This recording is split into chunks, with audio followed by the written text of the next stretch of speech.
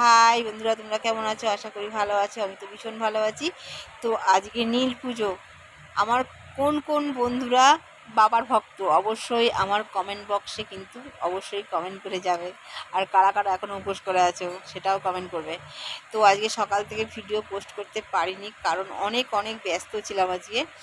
কারণ আজকে সকালবেলা উঠে ঘুম থেকে উঠে কাজকর্ম করে কয়েকটা কাচাকুচু করে তারপরে গেছিলাম একটু আমাদের রানাঘাটে আস্তারে গেছিলাম কিছু কেনাকাটা করতে, কারণ পয়লা বৈশাখ, কাল বাদ পরশু পয়লা বৈশাখ। পয়লা বৈশাখে তো নতুন বস্ত্র পরতে হবে, তার জন্য কয়েকটা কেনাকাটা করতে গেছিলাম। শাশুড়ি মায়ের জন্য শাড়ি আনলাম, আমার জন্য শাড়ি আনলাম, আমার বরের জন্য গেঞ্জি আনলাম, দেওরের জন্য, আমার জায়ের জন্য কেনাকাটা করে নিয়ে আসলাম। নিয়ে এসে সবাইকে সবারটা দিয়ে দিয়েছি। দেওয়ার পরে একটু রেস্টে পাখার তলায় একটু শুয়েছি। তো ফল টল সবই আনা হয়ে গেছে ঠাকুরের জন্য। এইবার স্নান করব। সকালে একবার স্নান হয়েছে, আবার স্নান করব। স্নান করে ঘরে বাবা, মানে আমার বাবা আছে ঘরে ভোলানাথ, বাবাকে পুজো করে তারপরে আমি 5টা ফল নিয়ে একটা ব্রাহ্মণকে দিয়ে আসবো, কারণ আগে আমি ঘরে পুজো করি।